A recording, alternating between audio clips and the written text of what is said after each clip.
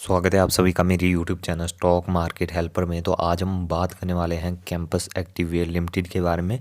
तो जानेंगे क्या कंपनी अच्छी है लॉन्ग टर्म के लिए, क्या लॉन्ग टर्म के लिए इन्वेस्ट पैसा इसमें करना चाहिए या फिर कंपनी से दूर रहना चाहिए। सारी चीज़ें बताऊंगा मैं आपको एक एक करके। उससे पहले देखेंगे आज की परफॉर्मेंस। तो देखोगे आप, तो आज हमें अच्छा खासा बुल रन देखने को मिला। देखिए Q2 के थोड़े ख़राब रिजल्ट रहने के बाद कंपनी में बड़ी गिरावट हमें देखने को मिली। उसके बाद देखिए कंपनी ने एक कंसोलिडेशन फेज पकड़ के रखा है जो है 420 से 450 के बीच में। देखिए कंसोलिडेट कर रहा है। देखिए स्मॉल कैप है तो इतना फ़र्क तो आपको देखने को मिलेगा। देखिए 40-50 रुपए पर ऊपर नीचे तो ये करेगा ही करेगा। तो देखोगे आज तो अच्छे खासे रिटर्न आज के दिन हमें नज़र आ रहा है। अभी मार्केट में क्लोजिंग नहीं देखने को मिली है, थोड़ी देर में आपको मार्केट में क्लोजिंग होती हुई भी नज़र आएगी। देखिए परफॉर्मेंस की बात करेंगे, उसके बाद देखेंगे कंपनी का, करेंगे डिटेल में एनालिसिस। तो देखिए आप देखोगे तो वन वीक में मैं बड़ी गिरावट देखने को मिली। लगभग 3% से ज़्यादा की गिरावट वन वीक में आती हुई नजर आई है।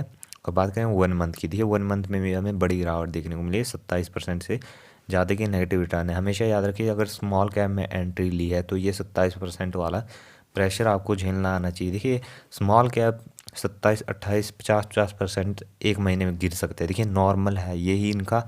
देखिए नॉर्मल होते हैं कि इतना गिर जाए, ठीक है, इतना ही एक एक महीने में ऊपर भी जाते हैं जब कोई अच्छी खबर मैनेजमेंट की तरफ से या कंपनी के अंदर से निकल के आती है। ओवरऑल देखोगे आप तो वन ईयर वालों के लिए अभी भी 12% से ज़्यादा का रिटर्न है। देखिए जिन्होंने यहाँ पे इन्वेस्ट किया था उनके लिए और भी ज़्यादा रिटर्न है, और जिन्होंने आईपीओ में इन्वेस्ट किया है उनके लिए तो बहुत ही ज़्यादा अभी भी उनके पोर्टफोलियो में रिटर्न है, उन्हें कोई दिक्कत नहीं है। देखिए अभी भी देखोगे आप तो 60% एनालिस्ट बुलिश है कैंपस एक्टिवेयर के शेयर में, यानी पॉजिटिव माहौल अभी भी है।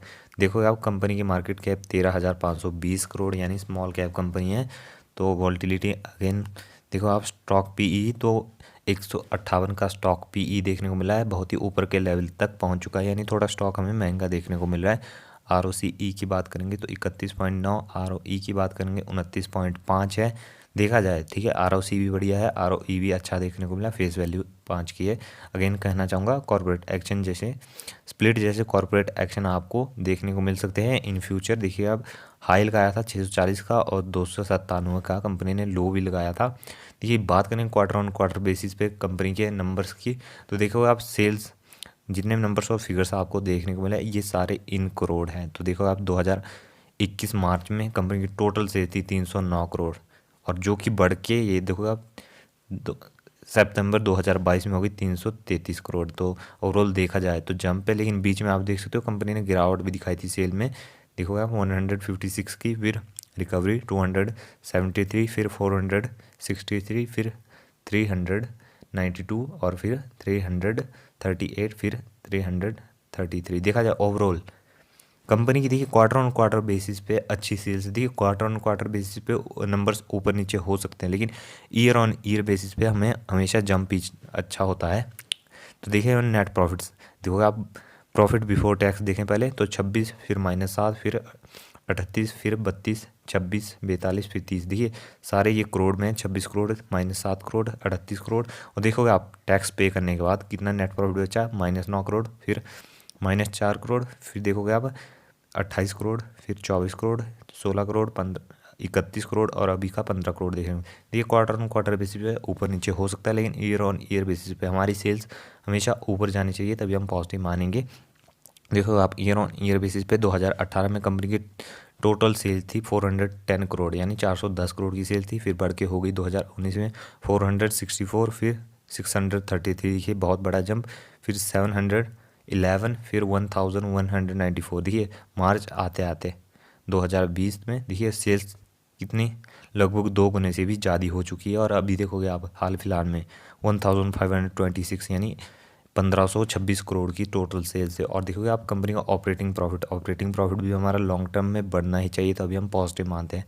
तो देखिए आप 53, फिर 57, फिर 72, फिर 160, फिर देखोगे 243, फिर देखोगे 200। ओवरऑल देखा जाए तो ऑपरेटिंग प्रॉफिट भी कंपनी का अच्छा खासा ऊपर जा रहा है लॉन्ग टर्म में। अब देखिए net profits year on year basis पे बढ़ने चाहिए, तभी पॉजिटिव माना जाता है। देखिए 31 करोड़, फिर 40 करोड़, उसके बाद देखो आप 60 करोड़, उससे पहले देखोगे आप तो 27 करोड़, फिर 109 करोड़, और देखिए अभी थोड़ी सी हमें गिरावट देखने को मिल रही है, लेकिन चलेगा क्योंकि कंपनी की देखिए एक्सपेंसिव थोड़े इस बारे हमें ज़्यादा देखने को मिल रहा है। तो ओवरऑल देखा जाए ईयर ऑन ईयर बेसिस की बात हो चाहे क्वार्टर ऑन क्वार्टर बेसिस पे कंपनी अच्छी है, अच्छा परफॉर्मेंस दिखाती जा रही है।